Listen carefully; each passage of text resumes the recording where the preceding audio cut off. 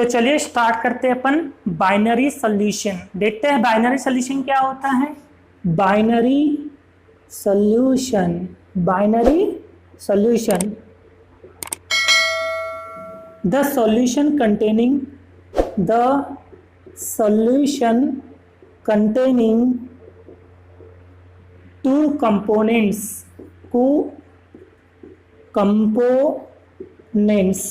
is called as binary solution, है ना।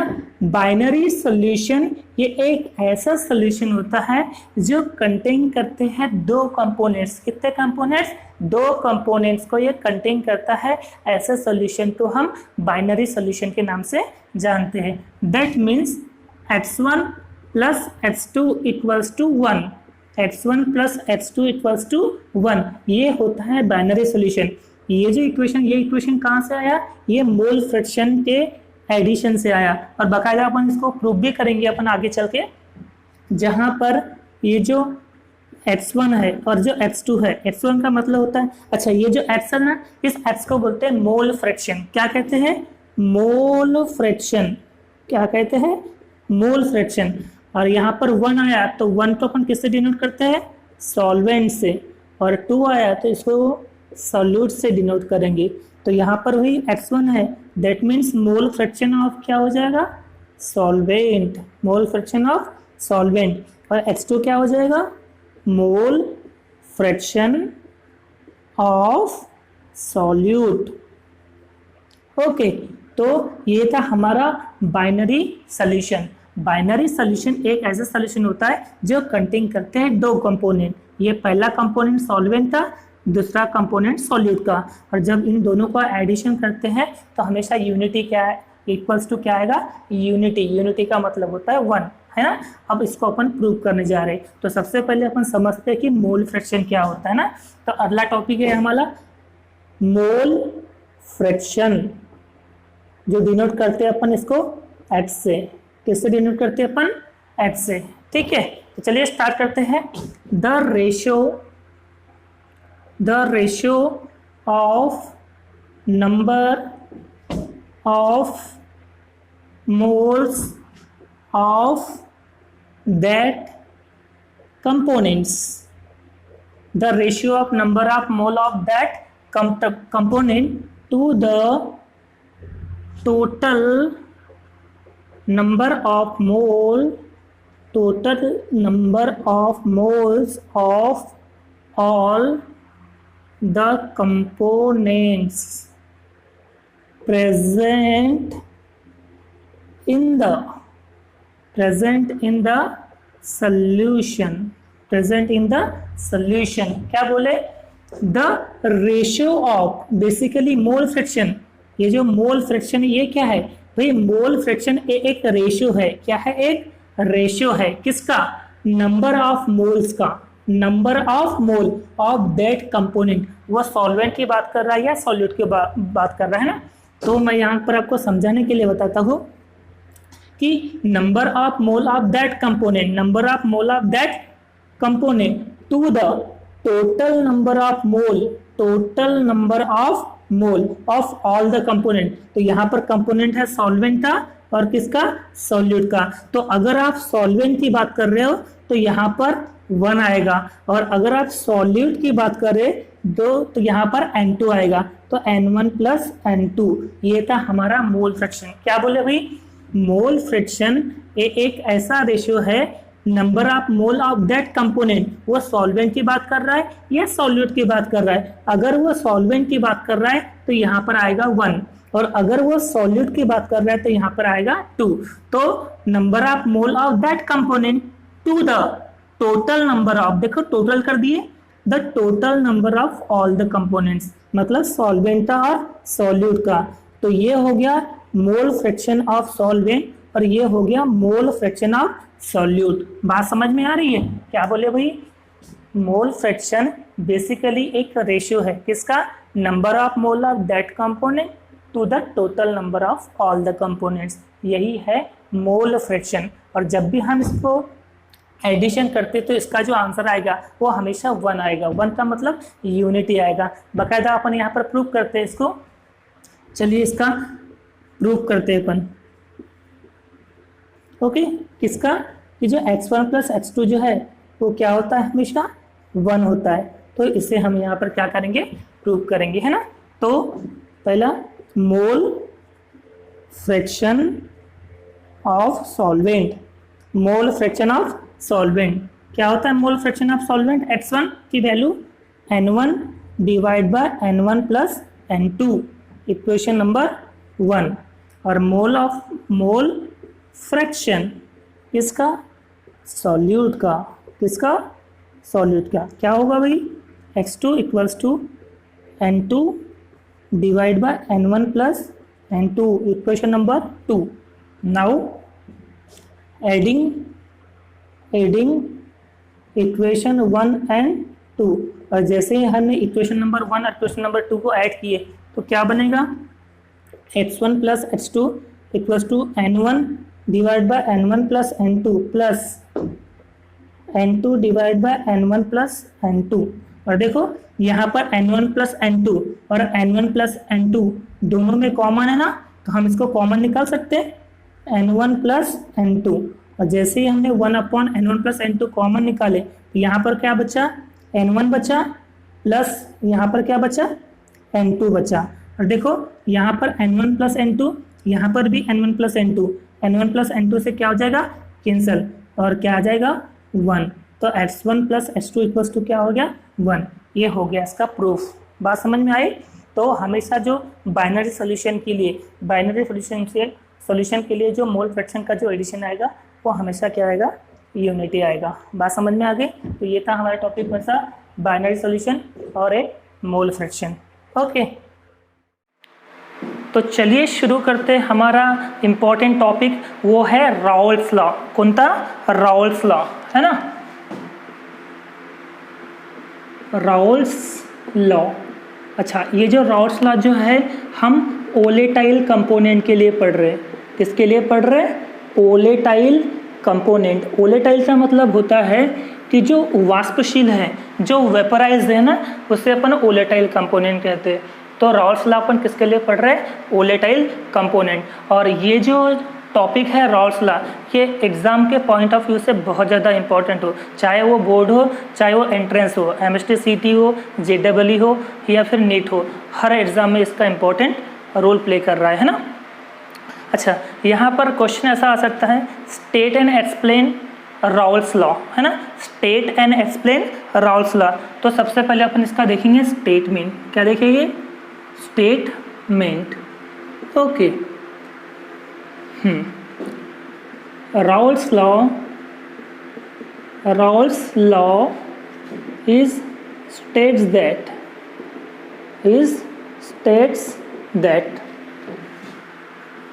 the partial vapor pressure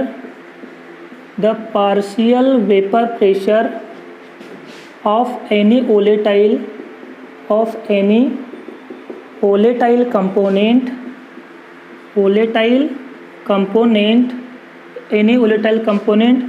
of a solution is equal to the vapor pressure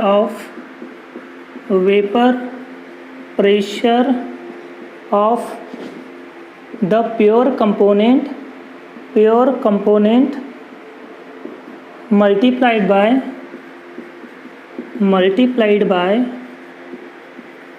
its mole fraction in the solution. Therefore P equals to xp naught. देखिए statement में क्या लिखा हुआ है कि statement में ना ये जो आपको दिया हुआ है P equals to x into P naught, तो इसका अगर मीनिंग आपको अच्छे से समझ में आ जाता है तो आपके लिए स्टेटमेंट बहुत ज़्यादा ईजी जाएगा। तो सबसे पहले मैं नोट करके आपको बता देता हूँ कि क्या क्या यहाँ पर इंट्रो के रूप में आपको समझना है ना। तो चलिए मैं बताता हूँ यहाँ पर क्या होता है। हम जनरली इस सॉल्यूशन चैप्टर्स में अपन चैप्टर जो 1 है 1 को अपन किसे दिखाते हैं, सॉल्वेंट से दिखाते हैं ना। ये 1 जो है इसको हम हमेशा किससे दिखाते हैं, सॉल्वेंट से दिखाते हैं ना। और 2 को कैसे दिखाते हैं यहाँ पर, सॉल्यूट से दिखाते हैं, राइट। तो यहाँ पर जो P है, P जो है इस P का नाम है पार्शियल वेपर प्रेशर। क्या है, partial vapour pressure, partial vapour pressure, vapour pressure. Okay अच्छा, पार्शियल वेपर प्रेशर किसका, ऑफ सॉल्यूशन का, हाँ सॉल्यूशन का। ओके अब देखो यहाँ पर ना अगर P1 लग गया, यहाँ पे 1 आ गया ना, डेट मीन्स ये पार्शियल वेपर प्रेशर किसका हो जाएगा, सॉल्वेंट का हो जाएगा, है ना। तो partial vapour pressure, vapour pressure किसका, सॉल्वेंट का। क्यों सॉल्वेंट का, क्योंकि यहाँ पर 1 आ गया, राइट। तो फिर ये P2 क्या होना चाहिए बताइए, partial vapour pressure of solute, partial vapour pressure of solute का हो जाएगा। क्यों, क्योंकि यहाँ पर 2 है, राइट। अच्छा यहाँ पर एक टर्म है P0 करके, ये P0 का मतलब होता है प्योर कंपोनेंट। कौन सा, प्योर। इसका नाम बनेगा partial vapour pressure, partial vapour pressure, vapour pressure of pure, pure solution, या हाँ प्योर सॉल्यूशन लिख लेते हैं। Okay, partial vapour pressure of pure solution. तो फिर इसका क्या होना चाहिए, P1 नॉट का क्या होना चाहिए, partial vapour pressure of pure solvent. Okay, partial vapour pressure of pure solvent, right. वैसे फिर P2 नॉट क्या होना चाहिए, ये बनेगा partial vapour pressure of pure solute. Okay अच्छा, एट्स का मतलब क्या होता है यहाँ पर, एट्स का मतलब होता है मोल फ्रिक्शन। क्या होता है, मोल फ्रिक्शन। तो फिर ये H1 का मतलब क्या हो जाएगा, mole fraction of solvent, mole fraction of solvent. Okay, और H2 क्या हो जाएगा, ये हो जाएगा mole fraction of solute. Okay, इतनी जो टर्म्स है वो आपको याद रखना है, ठीक है। अगर ये सारी टर्म्स अगर आपको अच्छे से आती है तो हम यहाँ पर स्टेटमेंट बड़े आसानी से कर सकते हैं। ओके देखिए क्या दिया हुआ है, Raoult's law is states that the partial vapour pressure of any volatile component of solution, partial vapour pressure of any volatile component of solution. देखो ये वाला, the partial vapour pressure of any volatile component of the solution. फिर क्या लिखा हुआ है, is equal to the, is equal to the vapour pressure of pure component. देखो vapour pressure of, ये जो है ना ये है vapour pressure of pure component, दिख रहा है, vapour pressure of pure component multiplied by its mole fraction in the solution. देखो mole fraction in the solution.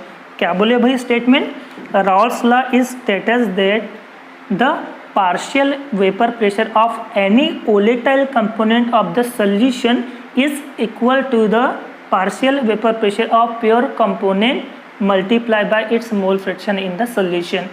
तो ये स्टेटमेंट हो गया किसका, रॉल्स लॉ का। ओके, तो इसको समझने के लिए आपको ये सारी चीज़ें अगर अच्छे से नोट में जो मैं लिखा हूँ, ये जो नोट अगर आपको अच्छे तरीके से आती है तो आप स्टेटमेंट बड़े आसानी से बना सकते हो ना। देखो एक बार लास्ट बार रिपीट करते हैं, क्या दिया हुआ है, पी का मतलब क्या है, partial vapour pressure of any volatile component of a solution is equal to the partial vapour pressure of pure component multiply by its mole fraction in the solution.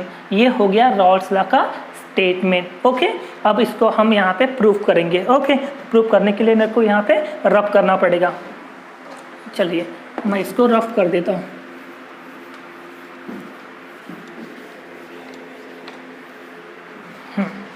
चलिए रफ कर दिया।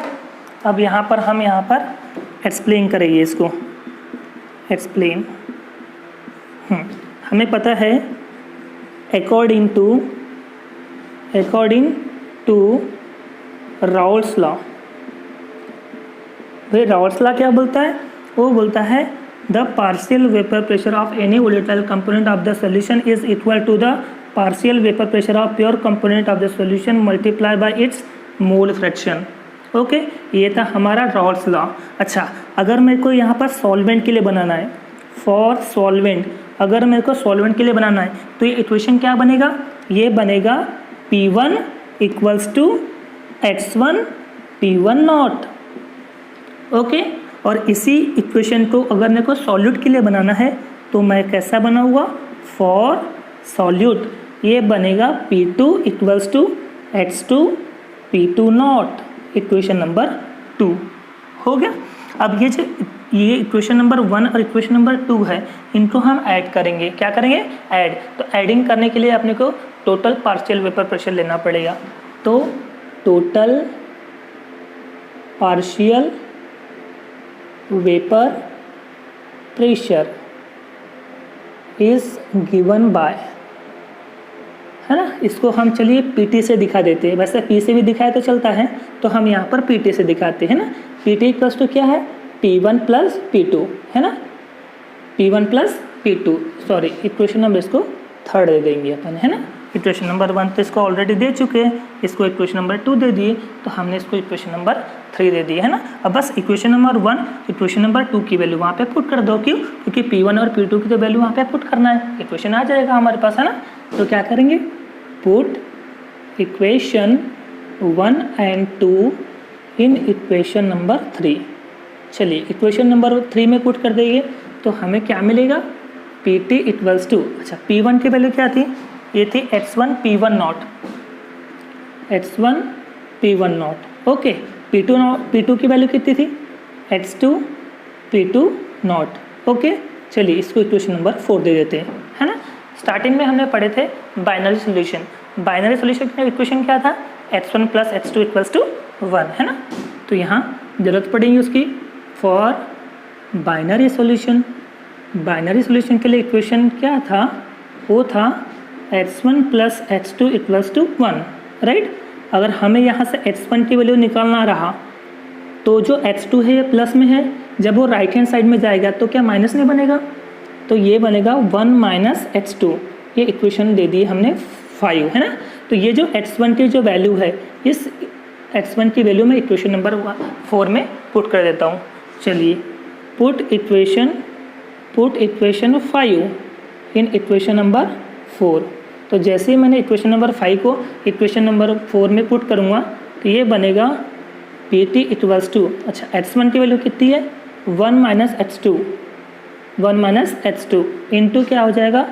P1 not. ओके, बाकी ये X2 P2 not. Okay, अब देखो bracket का मतलब क्या होता है? ब्रैकेट का मतलब होता है इनटू। तो इस P1 नॉट को मैं अंदर मल्टीप्लाई करता हूँ, तो ये P1 नॉट 1 के साथ में भी मल्टीप्लाई होगा और P1 नॉट X2 के साथ में भी मल्टीप्लाई होगा, और जो बीच में जो साइन है वो साइन तो जैसे का वैसा रहेगा, है ना। तो ये बनेगा P1 not minus P1 not into X2 plus X2 P2 not, है ना। अब यहाँ पर देखो मैं P1 नॉट को जैसे का वैसा रख रहा हूँ, P1 नॉट को जैसे का वैसा रख रहा हूँ, और यहाँ पर जो X2 जो दिख रहा है आपको, सॉरी यहाँ पर X2 था ना, तो यहाँ पर जो आपको H2 दिख रहा है, इस H2 को मैं कॉमन ले रहा हूँ। तो जैसे मैं यहाँ पर H2 को कॉमन लिया तो क्या बचेगा हमारे पास अंदर? P2 नॉट बचेगा माइनस P1 नॉट बचेगा, राइट। तो ये आ गया हमारे पास टोटल पार्शियल वेपर प्रेशर का इक्वेशन। तो ये जो इक्वेशन था ये किसके लिए था? Rawls law for volatile component. Okay, last में आपको बताना पड़ता है कि हमने यहाँ पर क्या क्या यूज़ किए। तो यहाँ पर बेसिकली हमने क्या क्या यूज़ किए? हमने यहाँ पर यूज़ किए P1 not, P2 not, PT, X1, X2, ये सब चीज़ें अपन यूज़ की ना। तो भाई P1 नॉट का मतलब क्या था? तो P1 नॉट का मतलब था partial vapour pressure of pure solvent, है ना। P2 का मतलब क्या था? Partial vapour pressure of pure solute. PT मतलब total partial vapour pressure, H1 मतलब मोल फ्रैक्शन ऑफ सॉल्वेंट और H2 मतलब मोल फ्रैक्शन ऑफ सॉल्यूट। तो ये सब चीज़ें आपको यहाँ पर लिखना पड़ता है। ओके, तो इस तरह से था इसका डेरिवेशन। ओके, चलिए अब हम इसका ग्राफ देखेंगे, है ना। क्या देखेंगे यहाँ पर, इसका ग्राफ। अब होता है क्या है, ग्राफ जो है वो कुछ इस तरह से बनेगा,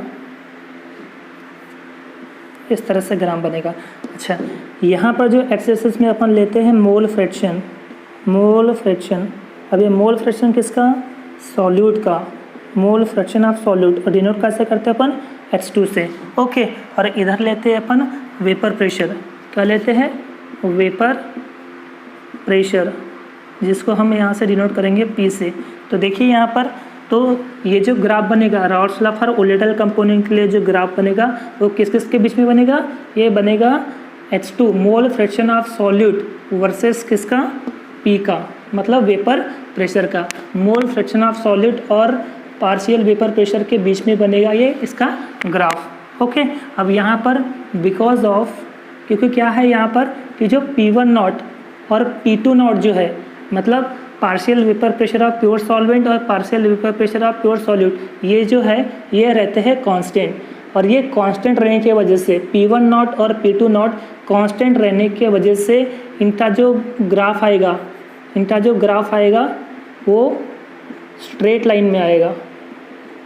कौन से लाइन में, स्ट्रेट लाइन में आएगा, कुछ इस तरह से, ये ऐसा दिखेगा, कुछ इस तरह से इसका ग्राफ आएगा। ओके, यहाँ पर दे देता हूँ, डिनोट करता हूँ P1 नॉट और यहाँ पर दे देता हूँ P2 नॉट। तो जो P1 नॉट और P2 नॉट जो है ये क्या है, कांस्टेंट, और ये कांस्टेंट रहने की वजह से इनका जो ग्राफ बनेगा, वो लाइन जो बनेगी वो कैसे बनेगी, स्ट्रेट लाइन बनेगी। क्या बनेगी, स्ट्रेट लाइन, है ना। अब मैं P1 वर्सेस H1 लेता हूँ, P1 वर्सेस H1। तो P1 वर्सेस H1 यहाँ दिखाता हूँ, ये है P1 versus H1, P1 versus H1, है ना। और यहाँ पर दिखा रहा हूँ P2 वर्सेस H2, ये P2 versus H2, P2 versus H2। तो यहाँ पर देखोगे तो जो P1 वर्सेस H1 और P2 वर्सेस H2 जो है ये हमेशा पासिंग थ्रू कहाँ से पासिंग होगी, हमेशा ओरिजिन से पासिंग होगी। क्यों, क्योंकि ये कौन सी लाइन है, स्ट्रेट लाइन, और ये स्ट्रेट लाइन है, इसलिए हमेशा कहाँ से पासिंग होंगी, ओरिजिन। तो देखो ये ओरिजिन से P1 वर्सेस H1 और P2 वर्सेस H2 पासिंग कहाँ से हुआ है, पासिंग हुआ है ओरिजिन से। बात समझ में आ रही। तो ये था राउल्स लॉ का ग्राफ। ओके, चलिए हमारा फिर नेक्स्ट टॉपिक है ideal solution and non ideal solution. तो सबसे पहले हम आइडियल सॉल्यूशन को डिस्कस करेंगे। आइडियल सॉल्यूशन को हम सबसे पहले डिस्कस करेंगे कि भैया आइडियल सॉल्यूशन क्या होते हैं। तो बेसिकली क्या होता है, आइडियल सॉल्यूशन एक ऐसे सॉल्यूशन होते हैं जो राउल्स लॉ को ओबे करता है ना। Ideal solution obey Raoult's law. ये जो आइडियल सॉल्यूशन है, ये आइडियल सॉल्यूशन हमेशा किसको ओबे करता है, ये राउल्स लॉ को ओबे करता है। ये बहुत बड़ी निशानी है किसकी, आइडियल सॉल्यूशन की, है ना। अब सेकंड पॉइंट हमारा, when to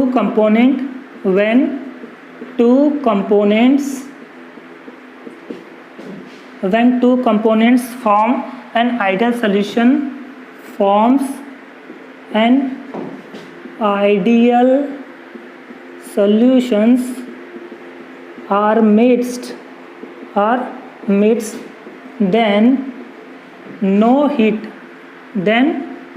heat is evolved or absorbed. Hence enthalpy of mixing is 0. क्या बोले अपन ने, देखो when two component form an ideal solution are mix, जैसे दो कंपोनेंट है ना, ये पहला कंपोनेंट हो गया और ये दूसरा कंपोनेंट, अब ये क्या फॉर्म कर रहे, ये फॉर्म कर रहे आइडियल सोल्यूशन, क्या आइडियल सोल्यूशन, और ये आइडियल सोल्यूशन फॉर्म कर रहे तो ये दोनों क्या हो रहे हैं, मिक्स हो रहे, और जैसे ये मिक्स हो गए तो यहाँ से कोई भी हीट, यहाँ से कोई भी हीट ना तो वो एब्जॉर्ब होगा और ना तो कोई हीट इवॉल्व होगी, और जब यहाँ पर कोई भी हीट ना तो एब्जॉर्ब हो रही है ना तो इवॉल्व हो रही है, तो एब्जॉर्ब भी नहीं हो रही है और इवॉल्व भी नहीं हो रही है, दैट मीन्स इसका जो एंथैल्पी ऑफ मिक्सिंग होगी, एंथैल्पी ऑफ मिक्सिंग जो होगी वो क्या होगी, हमेशा ज़ीरो, क्या होगा, ज़ीरो। बात समझ में आ रही है भाई, कोई दो कंपोनेंट जो है वो आइडियल सोल्यूशन को फॉर्म कर रहे हैं और मिक्स हो रहे हैं, इसका मतलब वहाँ से कोई भी हीट एब्जॉर्ब नहीं हो रही है और कोई भी हीट इवॉल्व नहीं हो रही, दैट मीन्स उसका एंथैल्पी ऑफ मिक्सिंग क्या हो जाएगा, उसका एंथैल्पी ऑफ मिक्सिंग हो जाएगा ज़ीरो। ये था इसका सेकेंड पॉइंट। नेक्स्ट इसका third point, in ideal solution, in ideal solution क्या होता है, सॉल्यूट, सॉल्यूट मॉलिक्यूलर इंटरेक्शन,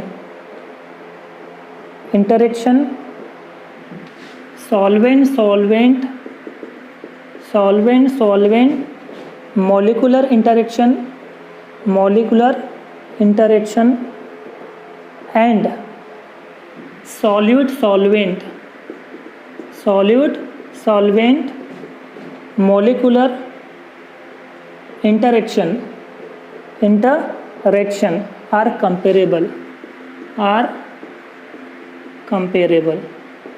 क्या होता है बेसिकली आइडियल सोल्यूशन में, क्या होता है, जो solvent, solvent, solvent, solvent, solute, solute है ना, और क्या है, सॉल्वेंट, सॉल्यूट, ये तीनों के जो मॉलिक्यूलर इंटरेक्शन होते हैं, मॉलिक्यूलर इंटरेक्शन है ना, किस किस के बीच में, solvent, solvent, solute, solute, solvent और सॉल्यूट के बीच में जो मॉलिक्यूलर इंटरेक्शन जो रहता है ये हमेशा क्या होता है, कंपेरेबल, हम इसकी तुलना कर सकते हैं ना दोनों में, तो ये क्या होते हैं, हमेशा कंपेयर। किस आइडियल सोल्यूशन में क्या होता है कि solvent, solvent molecular interaction, solute, solute molecular interaction और सॉल्वेंट, सॉल्यूट मॉलिक्यूलर इंटरेक्शन क्या रहते हैं, हमेशा कंपेरेबल रहते हैं। ओके, तो ऐसे कौन से सॉल्यूशन है जो ये आइडियल सॉल्यूशन तो ऑबे करते, तो देखते हैं, वो है सच सॉल्यूशन, सच सॉल्यूशंस लाइक, कौन से, benzene plus Tollens, benzene plus Tollens, ये बिहेव करते हैं, behave nearly ideal solution, ideal solution. कौन से सॉल्यूशन, बेंजीन प्लस टोलेन जो है ये आइडियल सॉल्यूशन की तरह बिहेव करते, ये पूरी कंप्लीटली बिहेव तो नहीं करते पर नियरली बिहेव करते। कौन से, बेंजीन प्लस टोलेन। अगर आप स्ट्रक्चर देखोगे तो बेंजीन का स्ट्रक्चर कुछ इस तरह से दिखेगा, ये इस तरह से बनता है, इसे कहते हैं अपन बेंजीन, है ना। और टोलेन क्या होता है कि जब भी कोई मिथाइल ग्रुप किसी बेंजीन से डायरेक्टली अगर अटैच होता है तो उसे अपन कहते हैं टोलेन। टोलेन का स्पेशल एक नाम है मिथाइल बेंजीन, मिथाइल बेंजीन। इसे मिथाइल बेंजीन क्यों कहा जाता है, क्योंकि CH3 group is directly attach to the benzene ring, is called as toluene. Okay, second है हमारा नॉन आइडियल सोल्यूशन। कौन सा, non ideal solution, non ideal solutions. अब नॉन आइडियल सॉल्यूशंस क्या होते हैं भाई, नॉन आइडियल सॉल्यूशन जो है ये रॉल्स लॉ को ओबे नहीं करते हैं, it do not obeys Raoult's law, Raoult's law, ये रॉल्स लॉ को बिल्कुल भी ओबे नहीं करते। कौन से सॉल्यूशन नहीं ओबे करते, non ideal solution Raoult's law को बिल्कुल भी ओबे नहीं करते। Okay, the vapour pressure of the vapour pressure of the solution, the vapour pressure of the solution of this solution can be higher or lower than those of pure components. क्या दिया भाई, देखो the vapour pressure of this solution, ये जो non ideal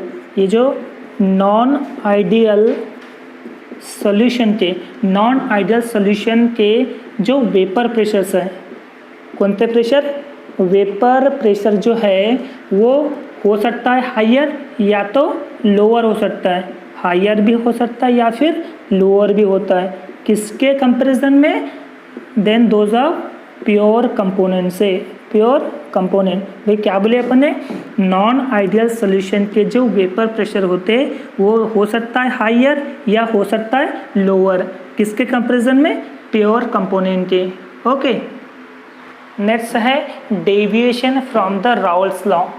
कौन सा, deviation from Raoult's law. अब इसके दो टाइप के डेविएशन दिखाता है, two types of deviation, two type के डेविएशन यहाँ पर शो करते हैं ना। फर्स्ट है पॉजिटिव डेविएशन और दूसरा नेगेटिव डेविएशन। ओके, तो सबसे पहले अपन देखते हैं positive deviation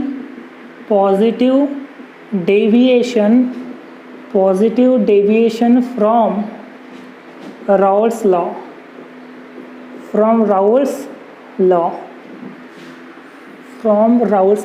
Positive deviation from Raoult's law. Okay, the solutions in which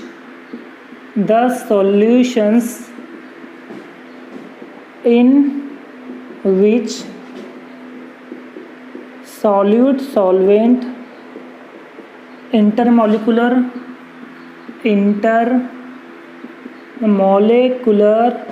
attraction are weaker than those between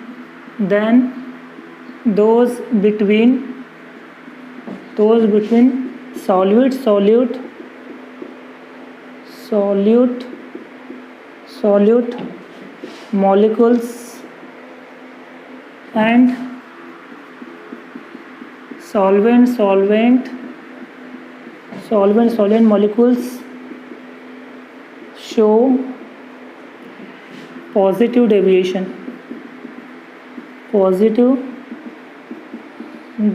देखिए क्या है, the solutions in which solute solvent intermolecular attraction और वीकर। बेसिकली क्या है यहाँ पर कि जो नॉन आइडियल सॉल्यूशन है, कौन सा, नॉन आइडियल सॉल्यूशन की अगर बात करें तो इस नॉन आइडियल सॉल्यूशन में क्या है कि जो सॉल्वेंट और सॉल्यूट, कौन सा, सॉल्वेंट और सॉल्यूट का जो इंटरमोलिकुलर अट्रैक्शन जो है, इंटरमोलिकुलर अट्रैक्शन किसके बीच में, सॉल्वेंट और सॉल्यूट के बीच में, जो इनके बीच में जो इंटरमोलिकुलर अट्रैक्शन जो होता है ये रहता है वीकर। क्या रहता है, वीकर मतलब कमजोर, है ना। किसके कंपैरिजन में बहुत ज़्यादा वीकर रहता है, as compare to solvent molecule और कौन सा, सॉल्यूट मॉलिक्यूल्स। ओके, और क्या है कि भी सॉल्वेंट का जो इंटरमोलिकुलर अट्रैक्शन जो है ये बहुत ज़्यादा वीकर होता है as compare to solvent molecule और सॉल्यूट मॉलिक्यूल। तो ऐसे सॉल्यूशन जो है ये पॉजिटिव डेविएशन को शो करते हैं, इसको पॉजिटिव डेविएशन को शो करते हैं, ओके। क्या बोले भाई, नॉन आइडियल सॉल्यूशन ये एक ऐसे सॉल्यूशंस होते हैं जहाँ पर सॉल्वेंट सॉल्यूट के बीच में जो इंटरमॉलिक्यूलर अट्रैक्शन जो रहता है वो वीकर रहता है as compare to solvent solvent molecule and solid solid molecule. और ऐसे सॉल्यूशन का जो डेविएशन शो होता है वो पॉजिटिव डेविएशन शो होता है। ओके, कौन-से ऐसे सॉल्यूशंस है जो पॉजिटिव डेविएशन को शो करते हैं? The solutions of ethanol and acetone, acetone and carbon disulfide है ना। ऐसे सॉल्यूशन कौन से इथेनॉल और एसीटोन, और कौन से एसीटोन और कार्बन डाइसल्फाइड जो है ये हमेशा शो करते, भी पॉजिटिव डेविएशन। कौन सा? Positive deviation. ओके, अब ये इथेनॉल की अगर बात करें तो ये जो इथेनॉल का जो फार्मूला होता है वो होता है C2H5OH। इसका और एक नाम है इथाइल अल्कोहल। कौन सा? Ethyl alcohol. और इस इथाइल अल्कोहल को अपन क्या कहते हैं? इथेनॉल कहते हैं। ओके, फिर है एसीटोन। कौन सा? एसीटोन। तो एसीटोन का क्या होता है स्ट्रक्चर? कार्बन से डबल बॉन्ड ऑक्सीजन और इधर भी CH3 इधर भी CH3, क्योंकि यहाँ पर 2 मिथाइल है इसलिए डाइमिथाइल हो जाएगा और कार्बन से डबल बॉन्ड ऑक्सीजन अटैच होता है तो उसे अपन कहते हैं कीटोन। क्या कहते हैं? कीटोन, है ना। और फिर है CH2 मतलब क्या है? Carbon disulphide. ओके, नेक्स्ट है the vapour pressures of such solutions are higher than those of pure components as shown in figure। देखिए आप कि जो ऐसे सॉल्यूशन का जो वेपर प्रेशर होता है, ये जो नॉन आइडियल सॉल्यूशन जो है जो पॉजिटिव डेविएशन को शो करते हैं, ऐसे सॉल्यूशन का जो वेपर प्रेशर होता है वो हमेशा हायर होता है। क्या होता है? हमेशा हायर होता है। किसके कंपेयर में? Than those of pure component, उनके प्योर कंपोनेंट के कंपैरिजन में जो vapour pressure as a solution का क्या होता है? हमेशा हायर होता है ना। और इसका जो ग्राफ है आपको स्क्रीन पर दिखाई दे रहा है ना। किसका दिखाई दे रहा है? पॉजिटिव डेविएशन का जो ग्राफ है वो आपको यहाँ पर स्क्रीन पे दिख रहा है। ओके, नाउ अब हम पढ़ेंगे negative deviation from Raoult's law. कौन सा? नेगेटिव डेविएशन, है ना। कौन सा? Negative deviation. सेकंड नंबर है negative deviation from Raoult's law. भाई negative deviation from Raoult's law में क्या होता है कि the solutions in which solute solvent intermolecular attraction are stronger than those between solid-solvent molecules and solvent-solvent molecule show negative deviation। कौन सा deviation? Negative deviation. क्या बोले भाई? ये जो नेगेटिव डेविएशन में जो नॉन आइडियल सॉल्यूशन है, इस नॉन आइडियल सॉल्यूशन में जो सॉल्वेंट सॉल्यूट इंटरमॉलिक्यूलर अट्रैक्शन जो है, सॉल्वेंट और सॉल्यूट के बीच में जो इंटरमॉलिक्यूलर अट्रैक्शन जो है वो होता है स्ट्रॉन्गर। क्या होता है? स्ट्रॉन्गर। किसके कंपैरिजन में स्ट्रॉन्गर होता है? सॉल्वेंट मॉलिक्यूल्स और सॉल्यूट मॉलिक्यूल। और जहाँ पर भी इंटरमॉलिक्यूलर अट्रैक्शन स्ट्रॉन्गर होता है किसके बीच में? सॉल्वेंट और सॉल्यूट के बीच में as compare to solvent molecule and solute molecule. ऐसे सॉल्यूशंस हमेशा नेगेटिव डेविएशन को शो करते। कौन से? नेगेटिव डेविएशन को शो करते हैं। ये था नेगेटिव डेविएशन। नेक्स्ट पॉइंट है इसका द सॉल्यूशंस सच एज कौन सा? फिनॉल एंड एनिलीन, है ना। और acetone and chloroform. Acetone and chloroform. ये जो सॉल्यूशन जो है ये सॉल्यूशन शो करते हैं नेगेटिव डेविएशन को। किसको? नेगेटिव डेविएशन को। कौन से सॉल्यूशंस है जो कि नेगेटिव डेविएशन को शो करते हैं? वो है फिनॉल एंड एनिलीन। कौन सा? फिनॉल एंड एनिलीन और एसीटोन एंड क्लोरोफॉर्म। तो भाई आपको पता है कि फिनॉल क्या होता है? जब भी कोई हाइड्रोक्सी ग्रुप किसी बेंजीन से अटैच होता है उसे अपन कहते हैं फिनॉल। क्या कहते हैं? फिनॉल। जब भी कोई हाइड्रोक्सी ग्रुप मतलब OH ग्रुप किसी बेंजीन से डायरेक्टली अगर अटैच है तो उसे हम कहते हैं फिनॉल। और phenol is also known as carbolic acid. Okay. और एनिलीन क्या है कि जब भी कोई NH2 ग्रुप किसी बेंजीन रिंग से डायरेक्टली अगर अटैच है तो उसे हम कहते हैं एनिलीन। क्या कहते हैं? एनिलीन, है ना। और एसीटोन तो आपको पता है, कार्बन से डबल बॉन्ड ऑक्सीजन, इधर भी CH3 तो ये हो गया एसीटोन। क्या होता है? एसीटोन। इसी का दूसरा नाम क्या होता है? Dimethyl ketone. ओके। और देन उसके बाद में क्लोरोफॉर्म। और क्लोरोफॉर्म तो आपको पता है ना, क्या फार्मूला होता है इसका? CHCl3 chloroform. ओके। तो ये वो सॉल्यूशंस है जो कि नेगेटिव डेविएशन को शो करते हैं। ओके। नेक्स्ट पॉइंट है the vapour pressure of such solution are